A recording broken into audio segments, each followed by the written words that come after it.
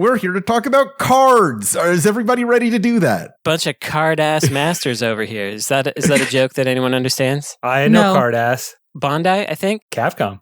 Oh, is it Capcom? Well, Capcom did some card-ass. I don't know. They did some card-ass, but I think Bondi... maybe it was Bondi that did it. I think Bondi is the owner of card-ass. Why are you saying Bandai like that? Because that's how it's pronounced. No. Yeah. Okay, well, anyway. I'm sorry, it's a Japanese company, Ash. They don't have "and" there. You lose that battle. It's also Nameco. Yeah. According to Wikipedia, card ass is a name given to Bondi's card vending machine. Yeah. Thus a generic term given to the cards sold by those machines. So anyway, they sell a bunch of trading cards and they're called card ass. Yeah. CARDDASS. Interesting. Does that mean something different in Japanese than it does here? Oh. They didn't think about it. Card butt was taken. And there was a series called Card Ass Masters, and that's stuck in my brain forever.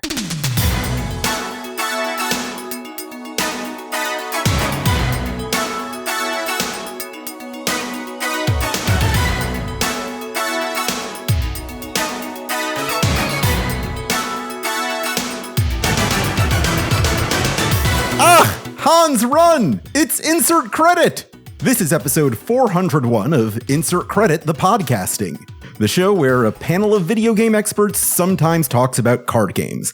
I'm Alex Jaffe, Orzhov Syndicate. I'm Frank Cifaldi, and I don't get the reference. Yes. I'm Ash Parrish, and I'm a Selesnya girly. I'm Brandon Sheffield, and I don't know what we're talking about. Joining us this week is one of our resident card-ass masters, Esper Quinn. Hi, I'm Esper Quinn, and I'm not a member of any guild because there's only 9 guilds. So, sorry. Yeah, you just sit on the Shard of Lara, Esper. That's true. I'm a member of the Obscura.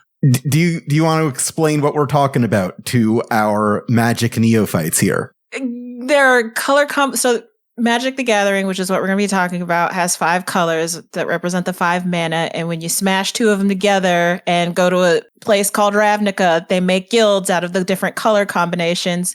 So Alex is the Orzhov Syndicate, so that's black and white. I said Selesnya, that's white and green. Esper is blue, black, red? I am implying that I am blue-black, which is the 9th guild, or the 10th guild, Demir, which is supposed to just be an old wives' tale, but is secretly like the espionage guild. Oh, you're deep in the fiction right now. Oh, I'm as deep in the fiction as anyone on this show is ever going to get. I'll never know this many things about anything, I don't think.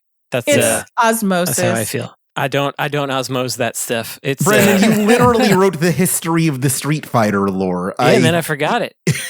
That's fair. That was for money. Questions about it now. That was externalizing information.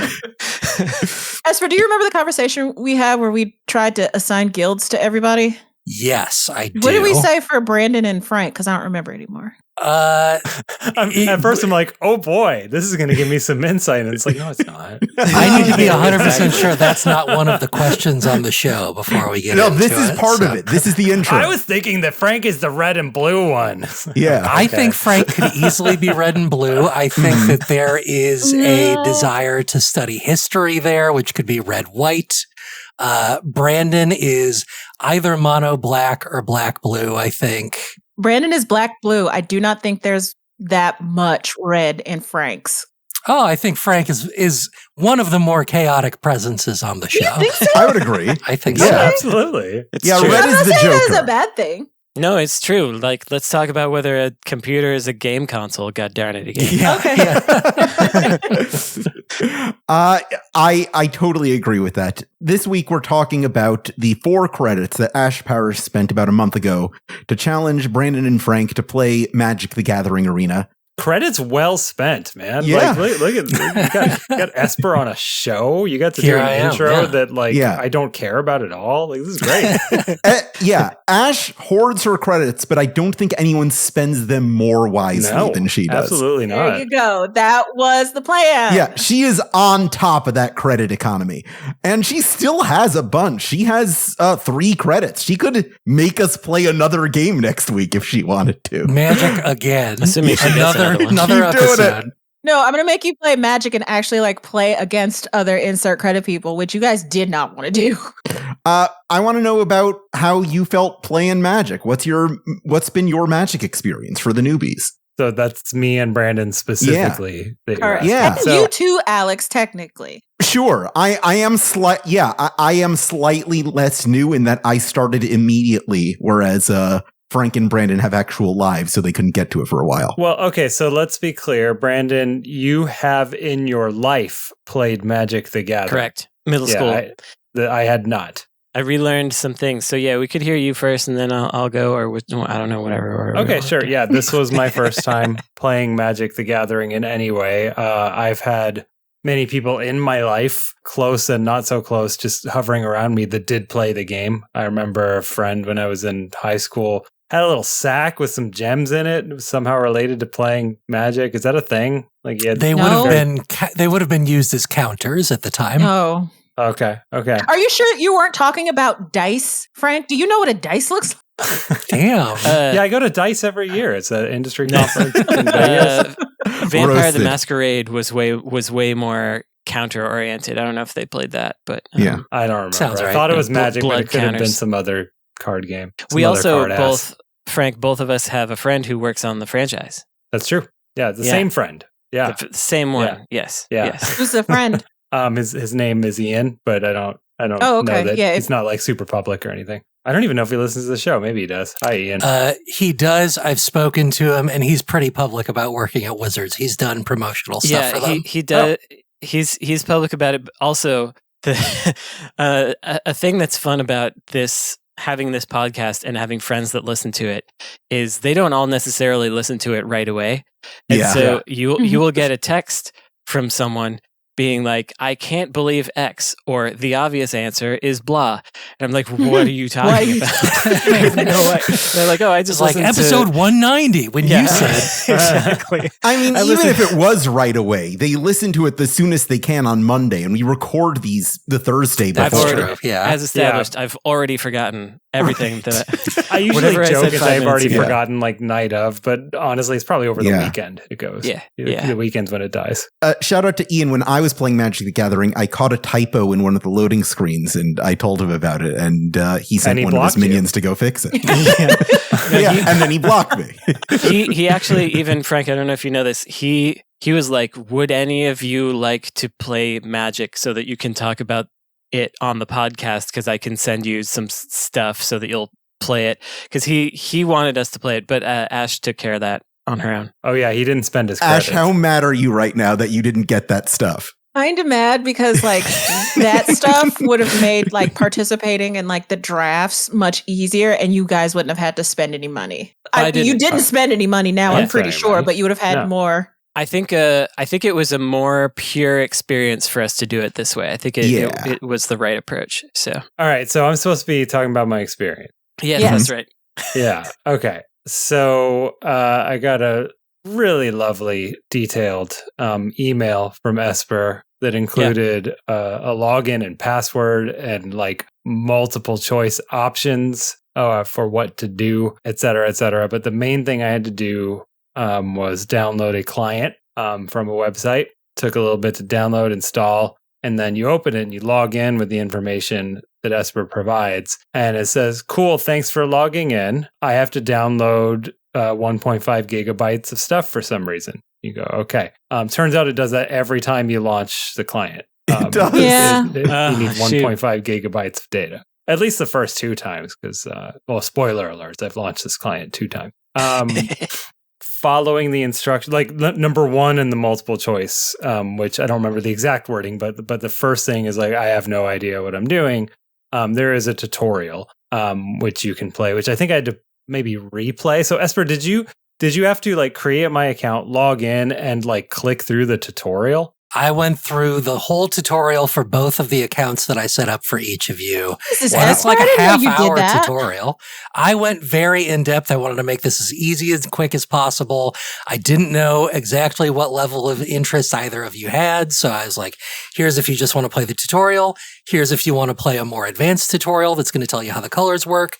Here's how to just do the thing Ash wants you to do. Here's how to keep playing because you're deeply addicted and live it the same way I do. So. Yeah, I would say one of the best things about the experience was Esper's preparation for us to make it easy. Like that, that was out of everything. That was what I was the most impressed by. The complete thoroughness with which you made it possible for us to go through this process. Like, she I am aware it's a big ask. It is not easy to get people to start playing Magic the Gathering. Spending really 4 credits is a good way to make that happen, I think. I will say, in general, the most interesting thing about Magic is how enthusiastic the Magic community is about Magic. Yeah, and it's all about the people in it. Yeah, the gathering. I think that's neat, but also what's extra neat about it is I don't know, it doesn't encroach in my life in any way. People aren't annoying about it somehow. Like it's one of those things that people like but don't feel the need to shout out about. There might be zones in which that's true, but well, this game has been around for 30 years at this point. Those people have come and gone, and we're kind of past that. Yeah, more than 30 years at this point. 35-ish. If I was playing it in middle school, yeah. Wow. I think 37, actually. Some 500 years old. So there were a bunch of things to click, and I went on the one that Esper told me to, which was tutorial. And I believe there's 3 different rounds of tutorial. Esper, you probably know way better than me. I think it's 4. There's 3 rounds with a final boss. Yeah, there's like a dragon or something at the end. Yeah. And so each one teaches you pretty effectively the rules of the game and kind of ups the stakes as you go. And I assume that gave me enough to like really actually play against a person. I would say it didn't.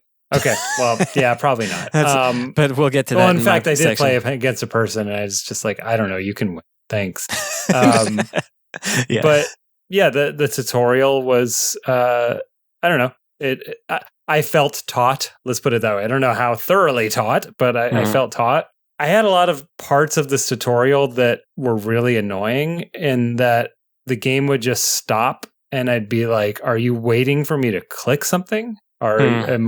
Oh yeah, when you have an something? instant in your hand, just like everything slows to a crawl. Well, there are also Yeah. That's probably not the only thing. There are some things that are very underexplained. I would say the one that caught me up multiple times, which I'll get to later also, is when you are trying to play a card that you cannot afford. Yes. There is no particular communication about that, and it just hovers on the right side of the screen. And you're like, okay, what am I looking at? What am I doing here? Yeah, that was a big hurdle for me too. So it could have been that. I think my memory is that like it would be a thing that I'm supposed to do, and I'd have to wait like 3 seconds before the game started moving on. I don't know.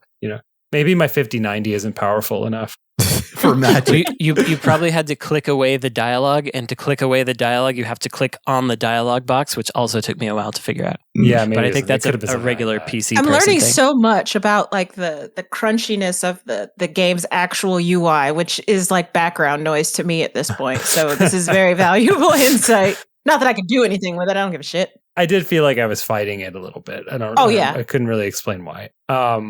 So went through all the tutorial battles, which seemed very, very scripted. I'm sure they were. Mm-hmm. They were. I would say that by the 4th one, I had learned the behavior that all I have to do is click on the cards that are highlighted in blue, and the tutorial will continue moving forward. And so that's kind of what I did, and defeated a dragon. Yeah. That way. Good job. Like when I was a kid, I would play Microsoft Solitaire by constantly hitting the button that was like, what's the next move I should do? Yeah. Yeah. Yeah. And so I did that, and I said, okay, well, I fulfilled the obligation given to me, not realizing that actually I was supposed to make my way to option 3. I just want to do the thing that Ash is making me do. So I revisited the client, I don't know, 12 days later, something like that. Oh, God. To do the thing that Ash was making me do. Which is the Final So for Fantasy. Yeah, so for clarification, the reason why I summoned you all here today is because I wanted you to play the Final Fantasy version of Magic the Gathering, specifically considering Magic has all these different sets with all these different themes, and very few of them touch on other video games. And I know you guys don't give a shit about Magic inherently, so I thought making you play the Final Fantasy version, since we all, for the most part, like Final Fantasy, that would be interesting to you. So I'm glad to hear at least you, Frank, played the Final Fantasy part. I played it too. Oh, you did? Okay, I was going to ask. Yeah, of course. I played it like 100 times. And I have plenty to say about it. Yeah. Okay. The thing that I specifically wanted these guys to do, because I knew it would be easiest for them, or I thought it would be easiest for them, was to participate in Magic has this event called Jumpstart, where you can take like a theme and another theme and smash them together and get like a small little deck that you can play. You don't have to think about making a deck. You don't have to think about mana curve or anything like that. It's a ready-made deck that you have some control over that might be interesting to you that you can play. That's what I wanted them to do. Well, and that happened, right? I did Magic and I did the Final Fantasy event and picked a deck. I think I picked two things for my deck. Yes. Yeah. I think one of them was chaotic. Does that sound right? Yes. It does. They all have just vague themes like that. Do you know what colors it was? Do you remember? No. Okay, then don't worry about it. It shows white, black. I know that I had the guy from 7 with the gun arm, the Baraduke. Barrett, yeah. Baraduke, yeah, that's right. Yeah, Baraduke. Yeah, Baraduke. From Final Fantasy. It's Marmaduke's dad. I went chaos because it's like So that's right. My goal was I thought we would have to fight each other. I thought that was part of the That was the plan, but It just didn't happen. So my plan was I'm gonna be the person at the Street Fighter cabinet that's just like yanking the joystick around and hitting kick, and like the seasoned person doesn't know what to do. You were button mashing with cards. Yeah, that is kind of the stereotype of Red, from what I have come to the kid try to sister learn. technique. Yeah. That's my sister chose Chun-Li and she just hit kick, and I was like, that's not fair. because it kicks your ass. Yeah, that is very much Red. Yeah, kid sister takes my buddy every time. And so I did that, and then I faced off against a real human. If you're listening, I'm really sorry. I mean, I have the basics, which is like every move you put down a land, and then you put your units down that can attack or defend, and then you have modifiers. I think that about covers the basics, those three things. More or less, yeah. Baraduke got in there for a minute. That was cool. I know him. There was a chocobo involved. I don't really know what the chocobo did. I didn't read the whole card. I read like half of that card and went, I don't know, put that one. Yeah, chocobo raising is a huge part of the metagame, from what I've come to learn. Okay. Yeah. And final result was their health was at 31 and mine was at -6 at the end. Oh, yikes. Yeah. Okay, not bad. Yeah. Yeah. Yeah. So I think won? they started at 20. Yeah. Yes. Got their way to 31 and I was -6. And that's what made me lose the game. Baraduke didn't help that much. Yeah. So my thought was, okay, I think I'm supposed to just kind of play this so that I have a Final Fantasy deck somewhere in my save or something, and then we Did you save the deck? I don't know. Did I? I don't know. Did you? It automatically saves the deck when you build it. Then yes, I did. Yeah, but I mean, I played and then I stopped playing, and I assume I have a deck. Frank somewhere. has it. If we ever want to use it again, if you ever want to spend 4 more credits, we can use it. I will Baraduke you to hell. So that's my experience, and it's like I just not for me. You know what I mean? Like this kind of thing's not. I get it. I found myself like literally not wanting to finish even reading the card. I'm like, I don't care, man. Just you go here. Let's see what happens. But I wanted to kind of get in there and at least set myself up for playing with Ash, because I know this was meaningful to her. We're gonna play together. I saw a fake Magic card once called Too Long Didn't Read, where the effect is negates any card with more than 4 lines of description. Ooh, nice. Oh, and sorry, I forgot one thing about the experience. I don't know if you had this experience too, Brandon. Every time I open the thing, they're like, "This card's illegal now." Okay. Yeah, that happens a lot. There was a big rotation where some cards moved in and out of playability. So And a lot of cards A lot of got bands, yeah. Yeah. That too. What about you, Brandon? So it was interesting. I think the first thing that I got was I felt I was a little happy that I found the tutorial lacking, because it made me feel better about my own tutorial. Because these people have essentially all the money in the universe and can't really adequately explain their complicated video game. So it made me feel a little better. Some of the UI buttons didn't really work as I expected them to. It felt underexplained to me. I did wind up having to ask some questions to Esper, which were so basic that Oh no. that was essentially both times I was confused.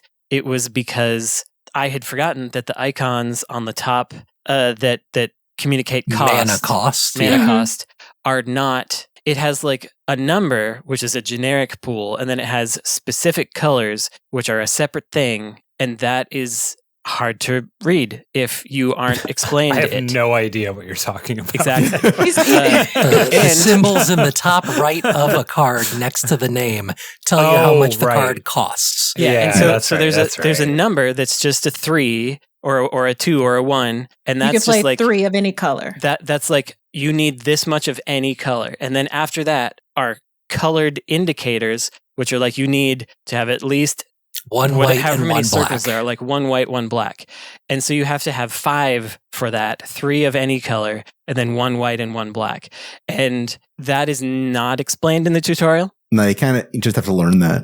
Yeah, and so Yeah. you can hit a button, you can like try to select a card, and then it'll just hover, and it's like, okay, you wanted to read this is what the game is telling you, but what I wanted to do is play it without understanding that I couldn't, and this reminded me of why I quit playing Magic. I had forgotten this memory completely. I knew that I played in a tournament once, and I was like 10 or 11, and I was playing against someone who was older than me who didn't understand that thing that I just communicated. So they were looking at a card, seeing a generic 3 and then 2 other things, and being like, I only need 3 mana to play this card. Oh no. And I was like, that's not how it works. And they're like, but this is how I always play it, and also I'm Oh older than you. no. and they're like, well, can we just play it this way? No. Like, No! and I was like a child. Yeah. And sure. so I lost terribly. Right. And Because he insisted on playing the game wrong. yeah, and I was like, you know what? I don't need this. I don't need, because ultimately Magic is a very complicated gotcha game with a lot of Yes. rules in it. And I was spending my 10-year-old money. I had a job and everything. I was spending my money on these packs with like random stuff in them, and I was like, this is a weird compulsion that I shouldn't partake in. When you say job, you mean like a paper route and mowing lawns or like a lemonade stand, right? I worked in a folk music club as in behind the food stand. So I was like I was in food service, you would say. Wait, you say that one more time, Brandon. Folk You worked music? where? Folk music? Are you familiar with the term? Yes. I worked at a folk music club, the oldest one west of the Mississippi, called the Freight and Salvage. I worked there for like 20 I think years. Ash is wondering why you would Why be are working you- in an establishment Oh. like that. At 10 years old? My mom worked there, and that's how you're legally able to work if you are working with alongside your parent or guardian, and it's under Mhm. X number of hours in the state of California. So, And you wanted to do this or well, how else was I going to buy video games? My mom worked at Planned Parenthood. She made like $21,000 a year. Like if I wanted to have any fun things, I had to buy them myself, and so I worked in a job from childhood age. Yep. okay. Yeah. I respect the hustle. My mom I'm worked at sad. an hourly had to rate like hustle. $7.25 an hour. It was not. When she got a raise, it was like from $7.25 to $7.35. It was. Oh my God. Yeah, that's what it's like. Giving your life to the people and working at Planned Parenthood to try to make things better. That's what you get. No, it's good she did that. I very much respect it. So this game, I really understand why Ash likes it, because this is a game for the kind of person who, like, back in the 90s, if you would get a game and you'd read the whole manual and be like, this is probably what I could do once I get to play this game, but I'm not allowed to play it right now. Yeah. Like for the kind of person that loves to read stuff and then puzzle together what kinds of combinations of things you can do, that's the kind of person that this game is really good for, and I totally understand it. That person is not me. Okay. But like I played a couple matches. Both of them were pretty tight. One was less so. But in both cases, it was very clear that the other party they knew what they were building toward, where I was having to read things and also fighting the UI. There was a lot of times where I didn't understand what I was being communicated, because you have to like pass to action phase, pass to the opponent's other thing, and I definitely didn't know what that was most of the time. But I did have some tight matches, and I did build things. Like I get this character, and then whenever I gain life, this character gains stats, and this other character, whenever I gain life, spawns a cat or whatever. And so I was like, okay, so I'm going to surround this build with gaining life. And at one point I was up to like 30, but then the other guy was at -6. He was playing this blue deck with Barda. But then at some point they got to whatever they were trying to get to, and they took like 18 off of me, and that was kind of it. So it was interesting, but like it's a game which kind of requires or rewards prior knowledge and min-maxing, which is not something I really enjoy. It also requires reading under pressure, which I don't like if you didn't study up for things in advance. But I totally, there's like so much lore and that kind of stuff that Ash really likes that it totally makes sense to me why she likes it. As for the Final Fantasy stuff, I had a different experience than Frank, where I felt like this set was for people who like Magic and Final Fantasy, not for people that like Final Fantasy to get into Magic, because if you didn't tell me it was Final Fantasy, I wouldn't have known. I didn't get a single recognizable character. Like if they wanted me to come in as a Final Fantasy fan and be interested, they should have given me like Cloud or Tifa. I was going to say Cloud guaranteed. Should be like the cat in the tutorial. It should be like these clouds all over the place. You just got to get somebody in there. And I had all these like artifacts of something that somebody probably knows about. They're from Final Fantasy 14 or something. But if truly there wasn't even Final Fantasy music playing, if you hadn't told me it was Final Fantasy, I would absolutely not have known. I would have been like, it's some other generic fantasy thing. The thing that kind of I thought was weird is that Magic does these things called welcome decks for, people to get into it. And they have welcome decks for this set. I have played both welcome decks on Arena, but you can't access them. And I don't know how to get them. And the welcome decks, they're themed around Cloud and Sephiroth. Mm-hmm. Yeah. Right there. Yeah, that would make sense. Exactly what you want. Yeah, so I did the jump in thing 2 or 3 times, I forget. And I did lose every time, but it was close. So that was my experience. I wouldn't play it again. I feel like I did my time in Magic for 3 years. You have served your sentence as a Thank youth. you for your service. And I gave free now. I sold a few of my cards a long time ago, and then a friend, she got robbed. Like her backpack got stolen at MacArthur Bart in Oakland, and all her Magic cards were in there, and she was really sad. So I gave her all the rest of my Magic cards that I had. And then recently I found some Magic cards because my dad was trying to play with me. So I found them in my dad's storage space when we were clearing that out, and I gave those to Esper. And so, there they are. Any good ones? Yes. Oh, yeah. Was there some like alpha packs in there? Is it that old? It's cards from Antiquities. There's 2/3 of the Urzatron, and there is a strip mine. So that is not bad. Yep. So that I feel like I've done a good course with Magic, and that's how I feel about it. But I understand it. I think it's cool that people like it. It's cool for people to play. And, I'm glad it exists. I had an interesting thought that I verbalized while I was playing. My wife, Amanda, was playing with me, and she is a former Magic player. She kind of helped me a little bit. What I said out loud which might be the truest thing I've ever realized about myself, is I don't like games. I like experiences with friction. Interesting. Yeah. I'm not a game player. I don't. And this was learn simply the rules. too frictionless and simple. Yeah. Well, no, it's too game. It's too like competitive. Like I don't want to win. I want to have an experience. You want to be in a room and have the room be cool. For some people, having that interaction between the two people is the experience that they enjoy. And yeah. Yes. And I understand that, especially in like fighting games, because there's like all these little mind games and things that happen. But a curated experience is not what you're going to get out of Magic. Something that I vocalized aloud when I loaded up the client, I like cracked my knuckles and I was like, let's gather some magic. Because it's been a while. Here's my experience. I did not enjoy playing Magic the game. I really enjoy Magic the concept. The way that these cards kind of like translate into mechanical effects is really interesting to me. Like a lot of thought process clearly goes into, well, how would this work mechanically in this game? I think playing it with other people is no fun at all. My favorite thing would be when someone clearly got distracted and had to quit, so I automatically won so I could get some credits to spend on more cards. I thought the cards were beautiful. I thought the more I learned about the effects, the more interesting they were from a game design perspective. It's really, really cool. I played it over 100 times. I feel no compulsion to play it again.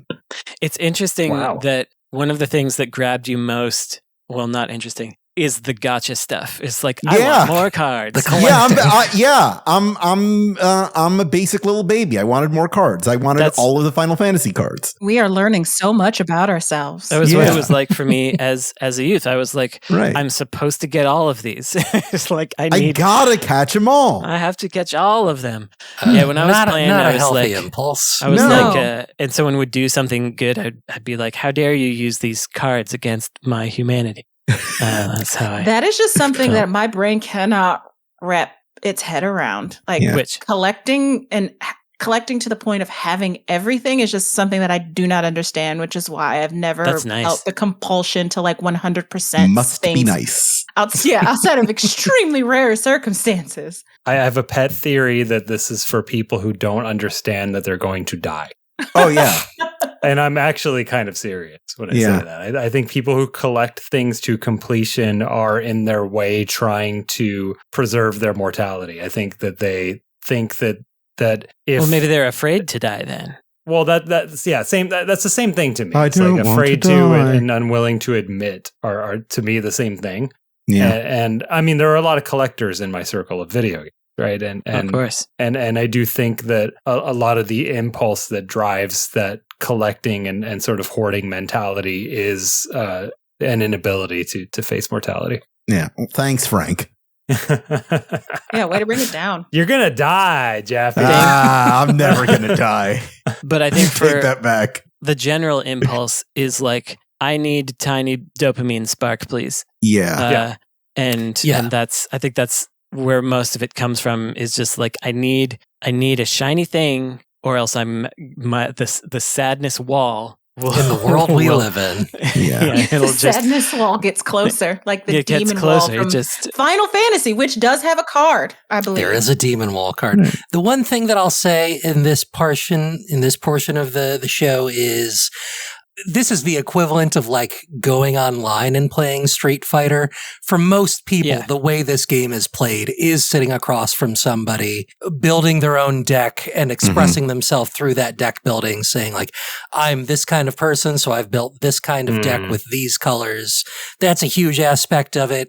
A lot of people play it as a party game. A lot of people play it very seriously in tournaments.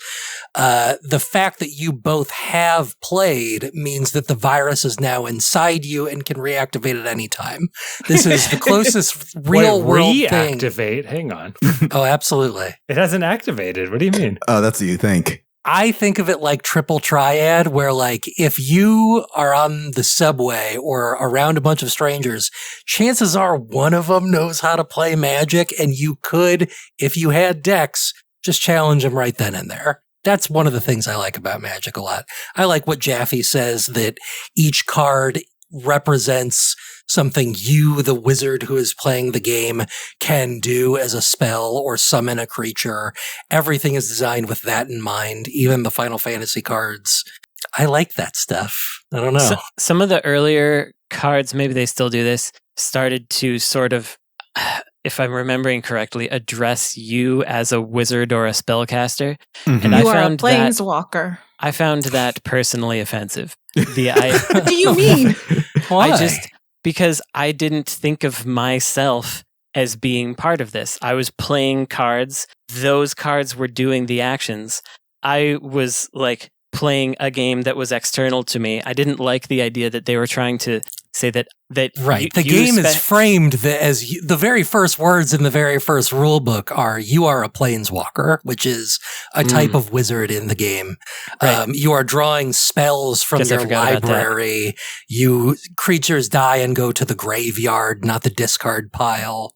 Right. There's a lot of things that are framed as you are role playing right now. You are having an experience, and that I know didn't is like that core part. to a lot of people's like love of the game, and Makes a sense. big reason that they don't like seeing Final Fantasy cards or Fallout cards because this ruins my immersion as a wizard. I would like to address that Final Fantasy thing because contrary to, I think, what Brandon was saying, this set has been extremely successful in like getting people involved in Magic for the first time. And I want to follow like why that is compared to other sets they've tried to do like this. Well, It's the one that fits. It's the one that makes sense. It's popular. I opened up the so like when we logged in, I don't know if you saw this, Frank, there were a bunch of like booster packs or whatever they call them that you were able to open. Mhm. And there were like 20 of them. And I decided to open them all because it like it gives you like a rare something card if you open X amount of packs or whatever. Yeah, that's what I did. I realized it was a mistake because I was just like click, click, click, click, click, click, let me go. But I was looking at all of the other little expansion things and side dealies, and I was like, I don't know what any of this stuff is. Like I didn't know what any of that other stuff was, and it's like join the Flumpty. Join the Flumpty. I Yeah. kind of Flippity-flop treated. pack. I didn't do that. I don't know. I kind of treated it like the DMV, where it's like, which teller window did Esper tell me to go to? That Yeah. one. Oh Okay. no! That makes sense. But yeah. in another way, I was like, the Final Fantasy set is what we're talking about, but we're going to contrast it to other things. So I'm curious what those other things are, and I had not heard of them. So I think that's probably a big part of it is I've heard of Final Fantasy, and Right. it's very popular. It's been around for longer than Magic the Gathering. So you were It like, has- maybe there's a PC Engine pack, maybe right. Yeah, That what's would get me in. Bonk's colors? Valis Yeah. cards. Yeah. Dallas cards. But Bonk would be red green. Yeah, Just of course. think I it was agree. it was popular because it fit the theme and because people know what it is. Like if you did a Marvel pack, it would probably also be very successful. They are doing and a I'm sure Marvel that- pack. Yeah, Well, and they're it's a doing whole Spider-Man. thing. Several Marvel packs. yeah, I'm sure that will be successful too.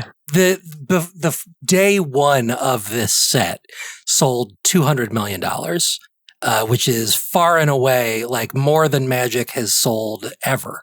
Is the That's best more selling $1 million set. than I got. Yeah, I don't have $200 million.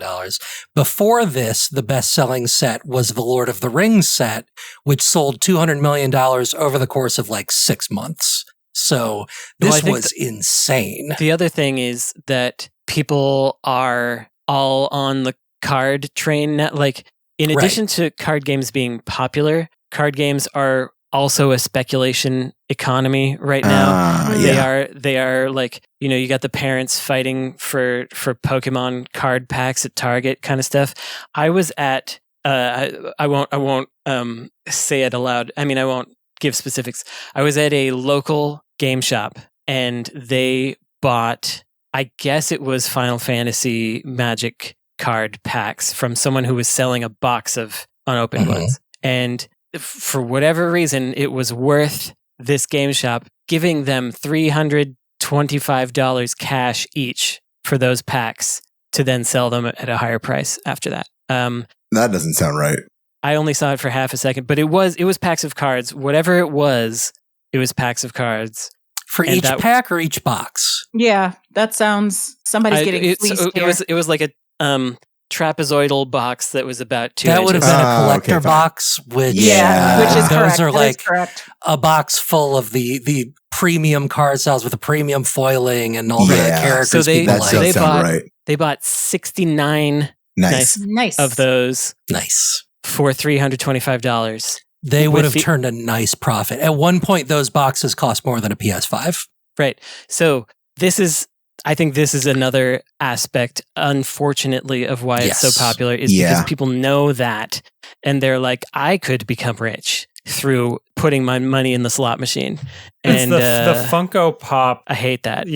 combination Yeah. of I know what that is and it might be worth money. Yeah, it might be rare. Yeah. It's Definitely. like if Beanie Babies were Marvel or something. It is the first gotcha game.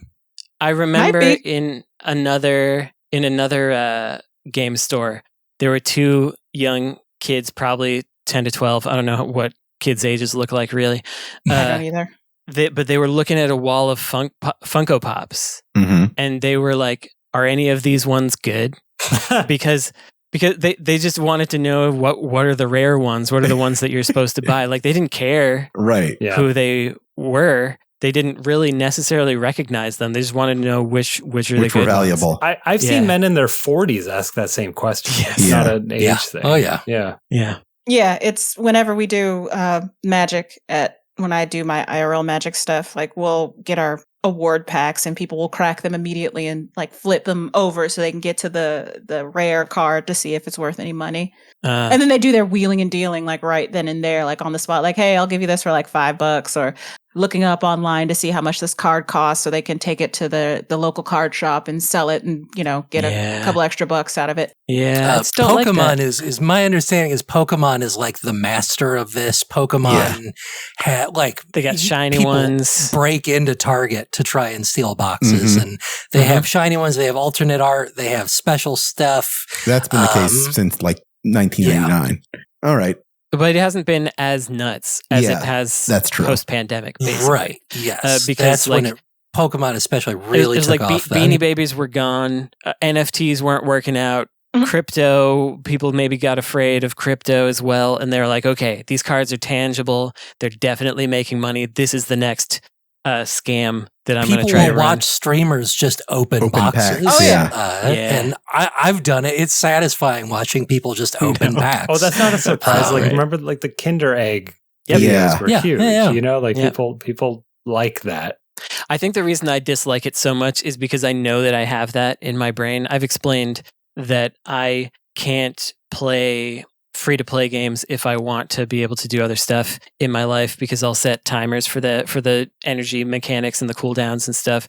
And I wind up having to min-max my life and like not completely, but I wind up subtly organizing my life slightly around It, yeah. Mhm. it, Yeah. and it's like, okay, I'm going to take a bathroom break now because I can open a chest and then I can see what Clash Royale characters I got and if I'm going to upgrade anything. So yeah, it's This is a good I spot can't- to explain how I personally play the game. Okay. Right now, at least, this has changed over the years, but right now, Magic puts out about 6 sets a year. There's supplemental products, there's much. pre-built decks, there's all kinds of stuff. Yeah, it's probably too much. But with each of those sets, you can get 50 packs for $50. And I will do that 4 times a year. My Magic budget for the year is $200. By doing that, I can roughly build one top tier deck to be competitive in the format I like playing, which is standard. And I keep all the cards I get and can use those to build decks for other formats that let you play like any card from the history of the game. So I will get 50 packs of whatever the newest set is. Sometimes I'll skip sets and then build a deck that's competitive. And then once those cards are no longer competitive, they find their way into my other decks, which are more collection spanning. And that's worked out for me. I'm not tempted very often to spend more money than that. If you're going to get into Magic, I recommend doing it that way. yeah, that's or sensible. if you're going to play paper with people, just do what they're doing. Yeah. For paper, just do what they're doing. For me, like I play regularly with friends. We do drafts. That takes care of it. I have like a bunch of cards. I don't use them to build decks or anything like that. Once I have them and I use them, they go in a box. One day I'll sell them. That day isn't today or tomorrow. But how it works for me is there's usually like one set maybe every other year that I'll go ape shit on and spend a bunch of money in like Arena, and then after that I won't touch it.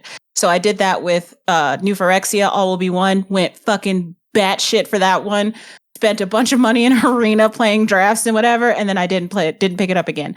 Final Fantasy, batshit, played a bunch of it, and then I put it down, and I'm probably not going to pick it up for Edge of Eternities, and so I'll come back maybe for Avatar, I don't know. We'll see. Yeah, the next big cross promotion they're doing after this Marvel stuff is Avatar: The Last Airbender. Not the James Cameron one, the cartoon one. The cartoon one. The first Airbender. So, something I like to do on this show sometimes is ask one of our... Can we take a break? I want to get water. Our break will be after this segment. Okay. That's how I formatted the show. Okay. Is your Clash Royale number up? Do you need to go to the bathroom? I'm thirsty. Okay. Well, you know what? We will be right back after a quick break.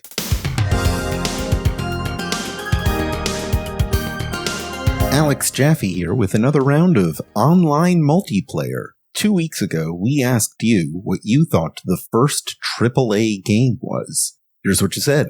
Jemai, in response to the question, what was the first AAA game? I think it's important to try and define what a AAA game is.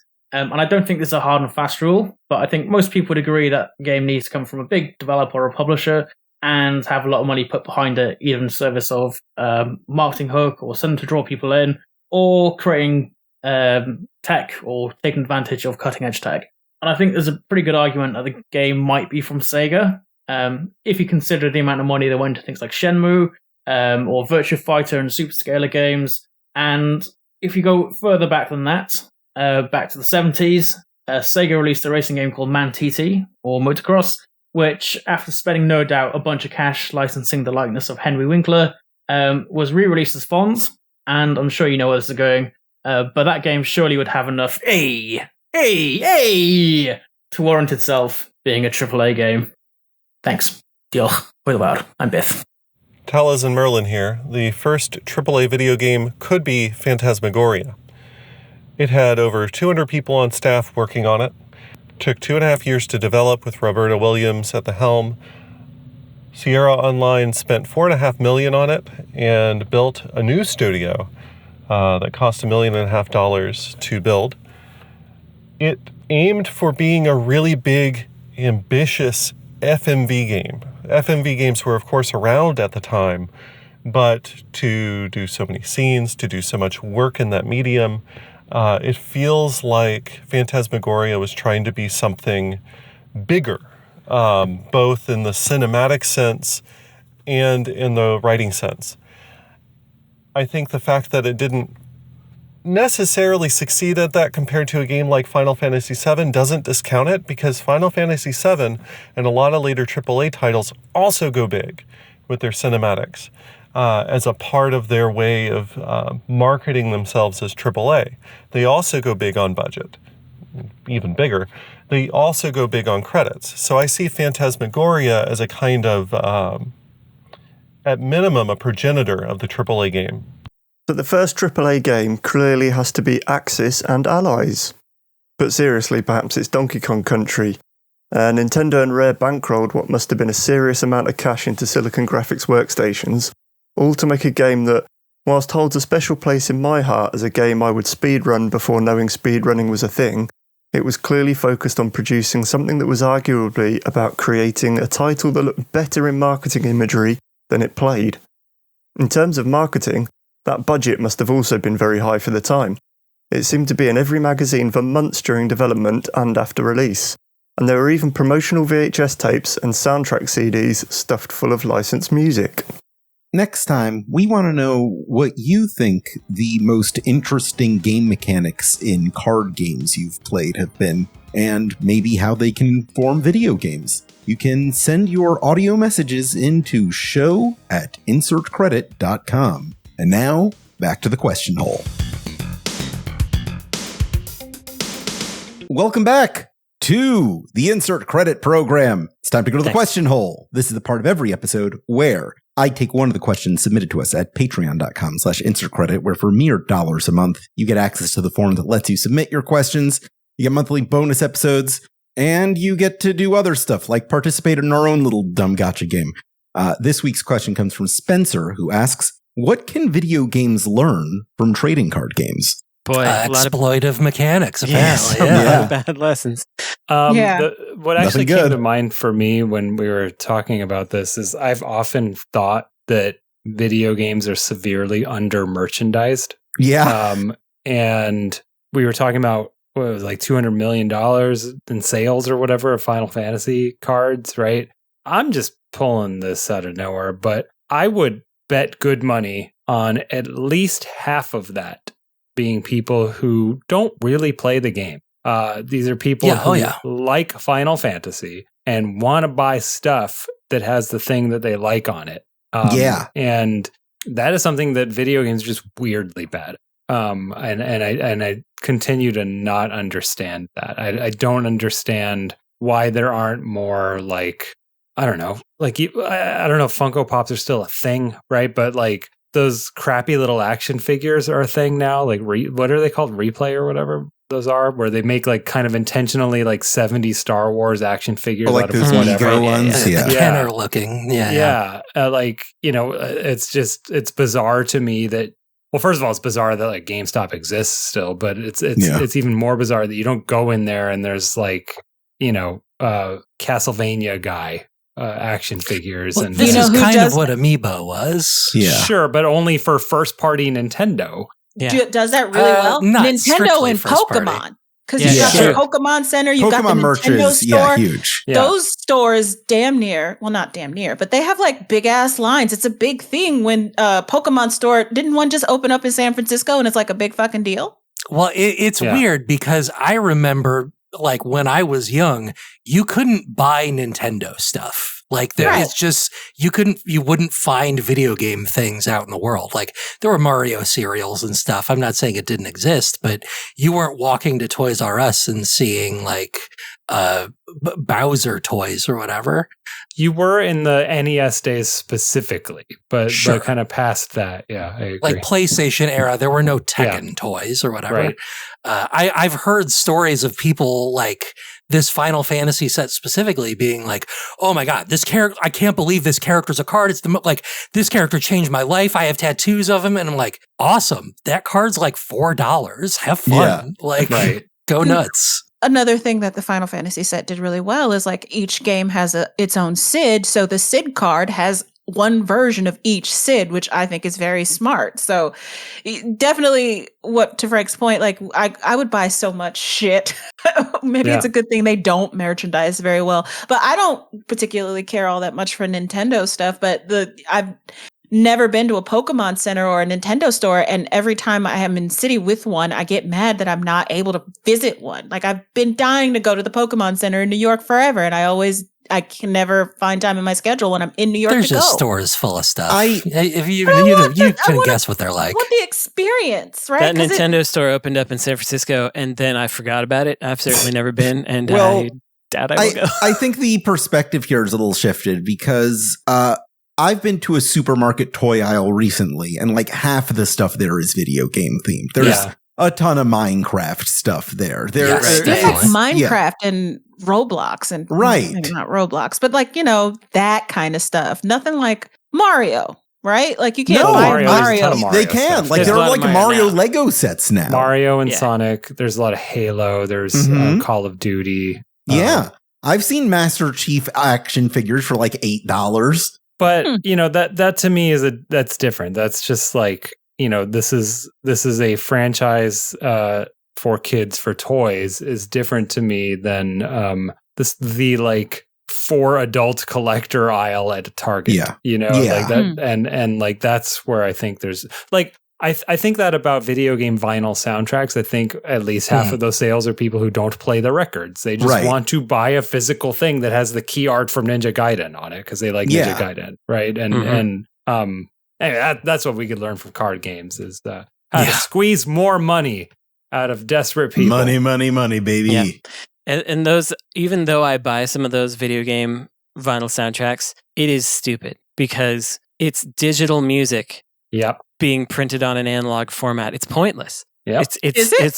Yeah, it is. It's about the ceremony of putting a record it's- on and because getting it it's- out of a it's- sleeve. Yeah, but and- like in terms in terms of the audio experience, a CD would be better. it is for sure. You're buying a worse quality of a thing you've heard before. No Real quick question. before moving on, just to address the question, the thing I think that would be interesting to see in video games, care more about your individual game pieces. Like every card in Magic is designed by somebody specifically with this real thought out of like, yes, we need a counterspell. How can we make this counterspell fit the world we're in? How can we make it mechanically interesting and relevant and different from every other counterspell? If you're making, Suikoden, there's 108 characters. Each of those characters should be pretty well thought out and have interesting interactions with all the other characters. That'd be nice. Okay. But that's hard to do. It's Here's- like, I think the big difference is that Magic has, since making cards is their thing, Yes. they get to spend more time on making those very well considered. And when you're making 108 Suikoden characters and you got like a 9-month timeline, it's like, all right, this one's a dog. And this one's strong. A This guy's different he's colored dog. strong. Yeah. Yeah. It's about dog. Yeah, he's just I have one final Magic. Are we still talking about Magic at all? Yes. Or- Yes. We Go- are? Okay. go then wild. I'll just. Brandon mentioned earlier that as the client was loading, I believe the words were, "It's time to gather some magic." Right? Yeah. So for me, it was Katy Perry saying, "So you want to play with magic?" Was my thing. I just wanted to throw that in. You know That's so much important to about get in there. Katy Perry. Yeah. What else do I know about Katy Perry? Oh, I just feel like you bring up Katy Perry a lot. You have brought her up a couple times. Yeah. Why are Really? you so Like- obsessed with Katy Perry, Frank, are you Katy Perry? Wow. Have you seen No, Katy I- Perry and Frank in the Really? same room? I've never I'm not have now that doubting- you Yes. mention it. I'm not doubting you all. Now I'm Yes. questioning. Got a like, Hannah what do I know Montana about Katy situation. Perry? Are you now, or have you ever kissed a girl, and how did you feel about it? I am now kissed. I a girl. know that's a song by her. I've never heard it. There's another thing you know about Katy Perry. I saw her do a Super Bowl halftime where she, I don't know, jumped off a thing, if I remember Yeah. right. That was You saw- actually Lady Gaga. But was that Lady Gaga? Yes. Oh, oops. Did Katy Perry do a Super Bowl? I'm sure she has. Did I hear Phil in the back? Yeah, I think that was you heard me. Phil You're fact checking correct, you. yeah. Phil unfortunately Thanks, has to hear only my audio from this show every week. Yeah. Phil, come back on insert credit. Phil, listen to insert credit. You'll get all the rest of the audio. It's a great No, show. I wanna know what don't. you're I missing. like there's someone only listening to the Frank only cut. Frank, wanna tell know- Phil to listen to insert He credit. keeps so that hearing he- his name and he's like, what are these motherfuckers saying about me? I want to know what I know about Katy Perry. Well, you're gonna have to go through the I can't think episodes. of anything. If I were to speculate, I think that Katy Perry is kind of like like it could be Taylor Swift, but I think Katy Perry has lodged as like current pop music person in your brain. That's my guess. Yeah, that was the last time you started paying attention to music. And Ah.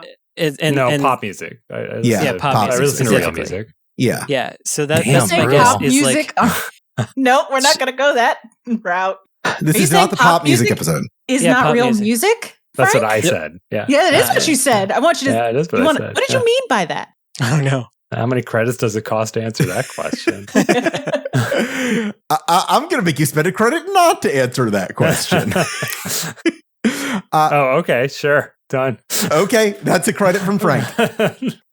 So here's my next topic. There are 5 different colors in Magic the Gathering. Each of them has their own unique play style to them. Fuchsia. Oh, Mauve. for real? Yeah. Chartreuse. Yeah, each type of, and you can like mix the styles to make a synthesis of those styles, but each of them has their own unique characteristics. Ash and Esper, I would like you to broadly explain what the features are of each color so that we might be able to determine what video games best fit those play styles. Oh my god. Sure. Oh, fun. Okay. I'll help us out here. Jaffe, if you want to post in chat, you can say what I'm saying here. Okay. We'll go in Wooburg order. Magic players understand what I'm saying here. White is the first color in the list. White represents community, order. The way that it plays is there's lots of little guys that build up a big wave to attack your opponent with. Lots of It's life not about- gain. Yes, lots of life gain. Yeah. It's not about having any one big creature. It's about having lots of small creatures come together. Okay. So an MMO, maybe, I don't know. So we need It's a Pikmin. white-only game, not a Yes. combo? Pikmin. What's the whitest video game? Pikmin. Oh, Oh, the whitest video game. white game for me that came up when I heard that was Earthbound, where the end of the game is you defeating the whatever it is by everyone that you've helped along in your journey, kind of praying for you and sending their positive vibes. I like Sounds that. right. 100% be correct. Yeah. Okay. Should we move on? Blue? No, I want to hear from Ash what the whitest video game is. It's not going to be the game that you Go on. It's not going to be that. Shit. What is the whitest video game? Oh my god. Albert Odyssey. No. The Legend That's of the Monkey whitest Island. title for sure. Yeah. The whitest video game title of all time, yes, is Albert Odyssey. Yeah. I'm trying to figure out, like, what's a game where, like, you're building something up with small increments over time to achieve some big effect? I don't know. I don't know. Civilization. Sure. Maybe. Civilization is a very, All right. I could buy that. You're gonna have to come back to me. Okay. Let's move What's on. our next color? Blue is the next in the list. It represents seeking of knowledge, discovery, learning, lots of preparation and strategy over anything that's impulsive or emotional, cerebral, that sort of thing. What's the bluest video game? The Oh, well, Talos and- Principle. How does it play? Sure. It plays very reactively, very slow, very building up over time and finding opportunities within the course of the game. Esper is incorrect. Blue plays like the bastard at the table. Blue players suck. I hate the color blue. They are the. Does your deck do something fun? Do you actually want to play your deck? Blue is like, no, nobody can have fun. I'm the only one having fun. I'm not going to let you do shit. It is So a it's very like instants and things. Supposed to play around that, yes. A skilled player has no problem playing against blue. Oh, yeah, that's what a blue Blasted. player would say, Esper. No, fuck off. Affectionate. I'm gonna go Balatro on that. Sure. I would absolutely. buy it. Yeah, like any kind of strategy game is a blue game. Any kind of game that is very. I feel like I remember there was a game where you had to like make your own magic spells or whatever by weaving shit together. Like that's a very blue game. Sokobans are very blue. To Ash's discussion of what a blue player is like, it sounds like a very classic example, but the old birds in Ninja Gaiden. Yeah. Stopping you from having fun. Ninja Gaiden is the bluest video game. Yeah. I'll take it. All right. What's next? Next would be black, which is very much about ambition and the individual. It's sort of the opposite of white in this case. Black is about ruthlessness, about doing whatever it takes, even if you sacrifice your resources or your own health to accomplish it. It's very much about me. It's also like aesthetic and vibes. It's about like death and reanimation and using dead materials to your own benefit. So like black has a lot of like cast something out of your graveyard or shit like that. The motto is whether you win at 1 life or 20 life, you still win. Yeah. Like you're willing to sacrifice whatever it takes. This is Souls-like. Yes. Yeah, certainly. That's exactly it. You're the guy in a Souls game. I was thinking you know? Never Dead also. Sure, Which is, absolutely. I'm going to get around to playing that someday. What's our next one? That would be red, which is chaotic. It's direct. It's Chaotic. blunt and emotional. Knuckles chaotic. chaotic. Perfect. Got it in one. It's punch you in the face and like run you over by turn 2. Like Yeah, you I'm are going to dead. throw all my stuff at you as fast as possible, and we'll know by turn 3 whether or not I'm going to win. I Yeah, think it's very reckless. Smash. I think it's Yes. Smash. You're just, Any kind of fighting game is a red game. but I think especially Smash because people will hate me, but it is Yeah. the mashiest fighting game. Yeah. I would also say racing games fall into red. A little bit. A Quake feels very red to me Yes. of just like, Wacky. let's throw a bunch of guys jumping around super fast. Mhm. And Yeah, shoot rockets at him. and then green is a little bit on the opposite end of white in that it is about building up to a very big guy. It's growth and finding balance with everything else. Green is a color that pairs with all of the other colors really well. Usually about getting ahead on resources to put out a big thing really fast. It's also about nature, like vibey wise. It's very nature and natural. So, like Monster Hunter to me is a green game. This sounds Sure. more like a Civilization than white does. Sounds like an RTS to me. Actually, it sounds Yeah, like an RTS. like a RTS StarCraft. Is too control-y, and you usually associate control with blue. I would personally put an RTS as a blue kind of game. So the way I play, well, not RTS, but like tower offense games, which are basically a side view flavor of the same thing, I tend to focus on building up resources as quickly as possible. So, and I skip sending out. I never send out a middle tier of character. I send out some little guys just to keep them off my back. But I'm building, and then I send a big guy. That's how I think tower defense is a very good way to put it because green is also about like destiny and prescribed things like this is going to happen and we should accept it and figure out how to deal with it as opposed to try and change it. I think that's a great job overall. That only leaves this week's lightning round. This week, we are going to play a very special name design. For this round, I went to my Blue Sky followers and asked them to send me their favorite Magic the Gathering cards. We are going to use 10 of those, their name and their key art as like the box art to determine what the video game that is called and looks like this would be.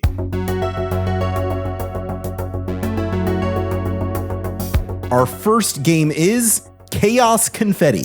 So we have to base it on the art as well? The art and the title. Oh yeah, so I can't pervert this into Chow's confetti and make it about Sonic Chow's, unfortunately, Sure you could. because there's a big hellmouth vomiting lava getting torn in half. So Hey, that's just a super devil chow. I Yeah. guess that's a devil Chow. I mean, like, I'm looking at this and I'm going, this is on, like, some stupid Radio Shack computer in 1981 and it's Pac-Man. Mm-hmm. Could It's see just that. like this the is from most an basic unset. graphics possible. It's just a bunch of squares. Yes, it is a silver border set, Ash. Okay. Yeah. Okay. Now All that I don't know. You guys win. Go to the next one. It's like my friend Steve does art. He did this Yeah. piece already. That's the cover art for this game that I sell at Radio Shack. It's about Munch and Dots. All right. Our next one is Stang. Our next card is Stang. I'll put the box art in here. Boy, a lot of people told you some bad cards they like. This is clearly like a Heroes of Might and Magic RPG. Yeah, totally. Yeah, or like a. I feel like maybe slightly even earlier. Again, I hate it this feels card. it feels very early. Like the box art would be the best part of it. Actually, Yeah. This is something that you bought in the UK on a cassette tape that was Yep. just in Yeah. a plastic bag on the wall. That's And exactly what I importantly, was you picturing. don't play as Stang. Stang No. is the last guy that Yeah. no one will ever actually reach. This game looks like Shining Force to me. Yeah. Like, this is a very Shining Force ass Magic card game. It kind of is, I still have the same feeling as the last one, which is like it's when games were actually for like computer games were Yeah. actually for nerds, Yeah, right? for This is like dweebs. play by mail kind of. That's what the first 10 years of Magic looked like. I'm just Yeah. like, I don't know what to tell I'm you. imagining this very bit compressed voice saying, Stang! and it takes up like half of the memory of the thing. Yeah. Also, shout out to Stephanie Tang, who Frank and I both used to work Yeah, with. Her Stang. email address Shout out was Stang. Stang. So, All right. Our next card is Cyclonic Rift. Oh boy, whoever said this is their favorite card is a real piece of shit. And notice that the color is blue. All right. Blue players. There's All of the- 4 other colors, Ash. All of these games are British, Yeah. by the way. So this is another Cyclonic British game. Rift. We've gotten into like full color console graphics. This is something where like someone made a game on the Amiga, where The what? the Amiga. The Amiga. Okay. The Amiga.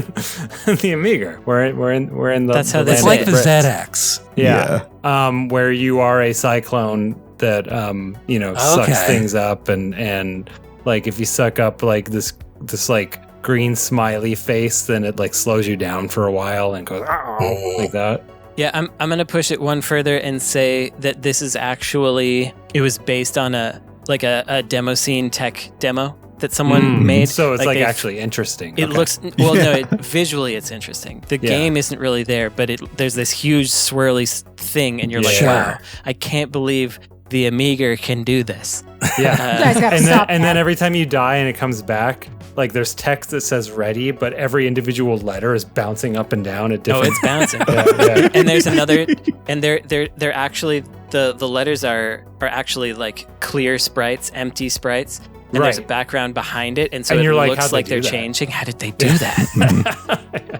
I have to say, probably not a piece of shit. It's okay if Cyclonic Rift is your favorite card. It's just very unsporting, let's say. Okay. Like all of Your next card is Sanguine Bond. This is a, three. this is something that Ash plays. Yeah. No, Yeah. I am not. This is Baldur's Not a Gate 3 black art, fan. I must Yeah. say. That is not Yeah. just like a magic card. That's Asterion from Baldur's Gate 3. Yeah. Ash, I'm Yeah. not saying that you played this card. I'm saying you played the game that this card is. The You whole play game the that you're game doing Sanguine Bond. is we're Yeah, making we're not video reading games. the Yes. card. No, Ash. Sanguine I don't Bond know if you is remember. Ash's Yes. Game of the Year 2025. It's Yeah, the vampire romance game. that I want, yeah, because it's about two vampire men biting each other alluringly, I suppose, with Yeah. like gothic trees and windows in the background, and the quote is "Careful, I bite." Wait, that's actually what he says in the game. Yes, This is- Yes. Oh, this is I am not literally joking. This is literally a Baldur's Gate 3 card. Yeah. Okay. Well, I see. I thought you were joking, but it's not. no, this is No, that's this- literally Asterion. Okay. Yes. All right. Well, there you go. So it's All right. Baldur's Gate 3 is the answer. Yes. Yeah. Cadaverous Bloom. Okay. I remember this one. Yeah, I remember Cav this Blue one. would have been big when you were playing. Yeah. Oh, this is a French point and click adventure game. Yes. You know those like super Absolutely. gritty, grimy, like pixelated 2D dungeon crawler kind of games? That's Oh, what sure. this is. Yeah. Like it, not Animal Well, but it feels like I don't Yeah, know. like a void, like not Void Stranger, but in the kind of the zone of Yeah. those like crunchy, low color. Yeah. There's a lot more to this than meets the eye. It I'm looks with really Frank. simple, This but is a it's actually. Chahi game. But I do Yeah. love This is Eric Chahi. Yeah, this is Eric Chahi on the Amiga. Stop it. Loves that Amiga. Yeah. It's not our fault they say it that way. Our next one is Underworld Dreams. Oh, this is a level from a stall. There's a game for the Sega Saturn called A Stall, where you go into a cave and there's a bunch of bats that have giant eyeballs, and it looks exactly like this. But anyway, that's not Perfect. what this would Nailed it in one. be. But it looks like this This is a Signosis game. on the Amiga. On the Amiga. On that Amiga. And it looks like that on the cover. And then you play it, and you're just like a bird that shoots things out of its beak. Yeah, but there's Either of these amazing last animation. two could be from Soft Games. Yeah. Very That's true. true. It's true. Yeah, I think these are both Dark Souls bosses. Actually, let's on the video. Let's go back to Cadaverous Bloom here. Thank Yeah. you, Esper. I actually think that this is an ad for a game in the 90s. Okay. Yeah. Okay.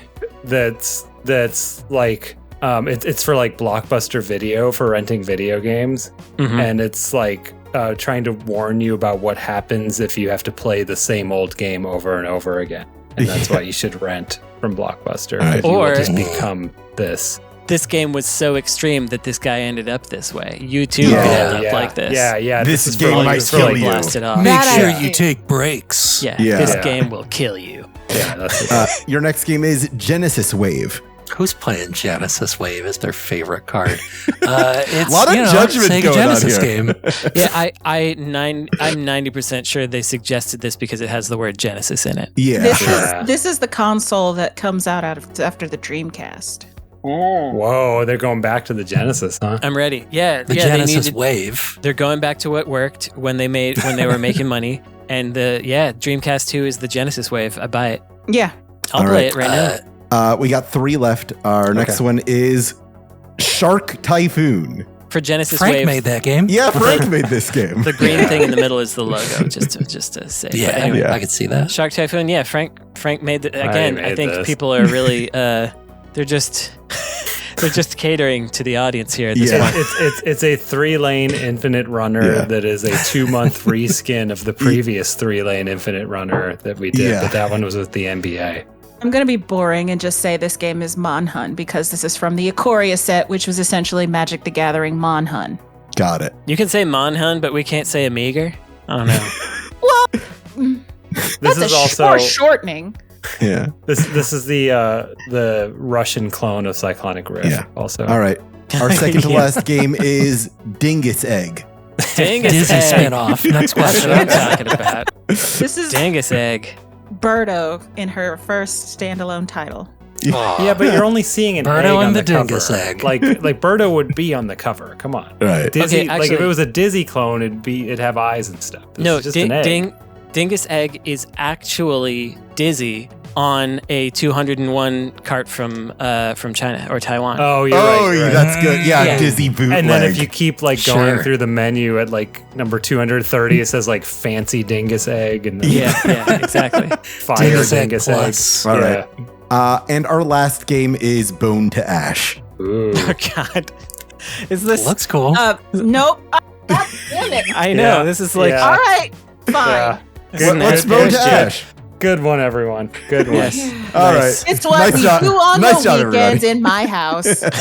There we go. Nice job, everybody. I love Magic the Gathering. What an episode. No credits for anybody. I lost one though. Yes, Frank did lose one. So I think That Esper should get a credit for All doing right. that nice Should get a tutorial. credit. there. Esper, you put so much work into that tutorial. Hooray. I'm going to give you 2 credits because you built that tutorial for Brandon and Frank. I'll take it. You can spend those however you like. For now, does anyone have any recommendations for our audience that might not be card games? Esper, do you have a recommendation? You don't get to give them that often. I don't get to give them that often. I do have a recommendation. I thought of one specifically because I was going to be on this show. Read more comics by not Marvel or DC. Yeah. In 52 pickup, or it might have been, I don't remember. We were talking about Absolute Martian Manhunter, which is like the best book coming out right now. And Jaffe said, this book is so good, it doesn't feel like it was made by DC. That's Damn. true. I That's stand by A that. very high compliment, which is weird. Check out like just any image book that looks cool to you. I personally love The Power Fantasy by our friend Kieran Gillen. And if you have recommendations for non-Big 2 books, send them my way. I love East of West. Have you read East of West? No, but I'm reading Krakoa era, like every Krakoa era comic right now. Yeah. So I'm reading a lot. You've of got it. your Don't do Hickman it. fill. No. Can't help it. Yeah. I love them. I'm an X-Man. I can't help it. Well, okay. I'm saying no because like I guess we're a comic book podcast right now. Let's Yeah. go. It happens. That is maybe the biggest disappointment in my life when it comes Really? to like entertainment. Anyway, Yeah. is I was so excited that Hickman was doing something with the X-Men that was actually really interesting, and then it's like I don't know if you know this. Sorry if it's spoilers. They don't really let him finish. He doesn't I get to didn't tell know his that. story. Yeah, I'm like a couple. I read House of X and Powers of X, and And that's I'm a really couple it. issues into the main X-Men book. Okay, so what happens is that he's trying to tell this fable about Mhm. how like, hey, maybe this sort of fascist mutant society isn't going to work so well for them. What do you think, right? And the editors there are like, what if we just did this for like 5 years because it's actually selling? There is a lot of friggin' book here. And so it's just years of like this toilet bowl swirling, and then it never flushes. It's just this swirl that just keeps going until like Kieran, our friend Kieran Gillen, does come in at the end and like wraps something up, but it's not the Hickman story, and it's very upsetting. Again, another reason to read books by neither Marvel or DC. Right, go read East of West where Hickman could tell a story. something I think about sometimes with comics, just because it's very striking to me. Maybe this does not feel this way to others, but Dark Horse has the most movies based on its properties that I had no idea were comics before. Yeah, sure. Maybe you all did, but like I didn't know The Mask was a comic. I didn't know Time Cop was a comic. Man I in didn't Black, know Mystery Men was a comic. Mhm. Probably other people did. I didn't know that. You didn't know that? You read Flaming Carrot. I did read Flaming Carrot, and I He was didn't a know that mystery they were. man. I didn't. I like. Okay, I so own, is He's everyone on the here team. a comic book reader except for me? Like no, I'm not. regularly? I'm I'm going to spend my credits right now. I read manga. Yeah, do it, Esper. I don't I think read I have manga. 4. It's Otherwise, true. I'd be I was like, reading Oh some no, just the making other- people read a comic, that's 2 credits. oh, okay. What, really? I just decided that right now. Okay. Anyway, I have some recommendations if we want to. Oh, yeah. Were you done, Esper? Yeah, go crazy. Yeah. Okay. So first, you got to do my my corrections. One is I in the last episode I said that Albert Pune directed the best Fantastic Four, but he directed Captain America. It was Captain Yeah. America that he did. It- That was Oh, very I funny. People love came Brandon's after apology you corner. for that one. They were man. mad. No, Yeah. Oh, they did? I didn't even notice. Yeah. It was actually YouTube Albert comments. Odyssey that directed Fantastic Right, Four. right. In the YouTube comments. Yeah, I didn't even see it. That was something that I realized myself after the episode. I was like, crap. But you know what? It's all the same. It's all the It's all same. the same. That's okay. I Blue Sky posted that Corman directed it, even Yeah. though I was on the show where you Got said corrected the other- on air, yeah. Yeah. And the human schools that I talked about were maybe possibly predatory. Yeah. So maybe I shouldn't have praised them for that. Whoops. Anyway, recommendations. Since we didn't do recommendations last week, I'm going to recommend Black Sabbath's self-titled first album since Ozzy Osbourne died. Mhm. It is rare that you get to see the birth of an entire genre in one album, and I feel like that does it. Like, there were whispers of metal existing before Black Sabbath, but truly you can't call that album written in 1969 anything but metal. There's still proto metal albums happening through the 70s up to the 80s, but there's just no question that Black Sabbath's first album is a metal album. It's just its whole own thing, and critics hated it. They were like, "This is loud and stupid," and it just like it inspired so much, and it's cool. You should check it out. Check out what an actual metal album from 1969 it was released in 1970, but it was recorded in 69. Sounds like. That's neat. Critics said it was loud and stupid. Fans said it was loud and stupid. Exactly. Exactly. Affectionate. Right. Yes. A sort of halfway recommendation is if you want a little mystery show from the Britishes, check out Ludwig. Britishes. Mhm. Ludwig is a show. It's the kind of mystery where they do give you some clues, but they never give you. There's no way that you could figure out the answer to the mystery. It's all revealed to you and here's how it all happened at the end. But that's just Poker Face. It's Are still you saying pretty it doesn't nice. do that or does do that? It does do that. Oh, yeah, that's Poker Face. it only reveals everything at the end. That's the opposite of Poker Face, which Okay, that's tells the you opposite everything of at the beginning, Okay, yeah, no, it's the opposite of that. which is also just Columbo, but And, The it's- inverse Columbo. the rare reverse Columbo. And it stars David Mitchell, who people may know from Peep Show and other stuff, and he's pretty good. So that's something that you can watch. There's only 6 episodes, and it's on BritBox. I don't have any recommendations. Read Ancillary Justice, the Ancillary Justice trilogy. It's pretty good. Okay. That didn't sound like a comic. It's not. Yeah. It's not. Yeah, what Well, is then I'm the not artist interested. on that? Ash, It's did a you say book. Foundation is good? Or I did.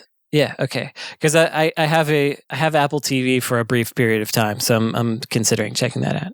I guess I've just discovered this about myself between watching Foundation and reading and watching Murderbot and now reading Ancillary Justice. I just like really hard sci-fi with like interesting like human and AI components to it. I don't know. Like it's just fun. I've been like knee deep in extremely hard futuristic sci-fi and I've been enjoying it. So read Ancillary Justice. It's really good. I watched all of Murderbot. I watched 1 episode of Foundation. I'll just say that. Interesting. Frank, Frank? plug from me. I feel Please. like I'm starting to go on tour. Nice. So, if you're listening to this, I will be talking at Long Island Retro on Saturday, August 8th. I will also be talking at PAX at the end of the month in Seattle. And I will also be talking at Portland Retro Gaming Expo in October. And I'm probably giving the same lecture, but workshopping it like a stand-up comedian. I was going to say, are you a stand-up comedian, Frank? So, What's the name of your tour? You got like Frank Cifaldi, not afraid to say it. Yeah. Frank Cifaldi, like cancel canceled, this. But with like 3 Ds at the end. I don't know what the other Ds are for. But it's History canceled. Unleashed. Yeah. Maybe? Yeah. Something It's like me that? and I'm a werehog. Right. Yeah. That's right. But I've this year is the 40th anniversary of the Nintendo Entertainment System, and I've been heard of putting that. together some very new historical findings and stories about that time, up to and including, and this is kind of a soft announce, I guess, getting some of the people who actually launched the thing together for Ooh. Portland. That's not 100% pulled together yet, but that's what I'm working on. I've at least got 2 people who were there. And then one who can't be there because apparently in his retirement with Nintendo, he agreed to, quote, never talk or write about his history with the company. So Can't be legally binding still. Nintendo continues to be a weird cult. Yeah. But I'm on tour talking about the Nintendo. The E-Prom Night tour. And come see me. Okay. Man, we should do some live shows. We should do some live Keep shows. saying we should go to PAX. I Yeah. keep saying Yeah. this. Frank, do you want to hang out when you come to Long Island? I live in New York. Well, I mean, I don't have time to like leave, but if you want to come to the show, sure. I might. Yeah, let's hang out. It's been a few years. Yeah. I'll figure that out. But for now, I would like to recommend that if you listening at home would like to keep our show running with your patronage, you can do so at patreon.com/insertcredit. If you can't afford that, you can toss us a review anywhere you can review podcasts. That would be nice. If you'd like to sponsor our show with an advertisement or a personal message or submit your own horrible buzzer, you can email me at show@insertcredit.com. You can also join our community at forums.insertcredit.com or find us on youtube.com/insertcreditshow if you're not there already. If you are, welcome. This episode is edited by Esper Quinn and with music by Kurt Feldman. I'm Alex Jaffe. I'm Frank Cifaldi. I'm Ash Parrish. I'm Brandon Sheffield. I'm Esper Quinn. And your game has now been saved.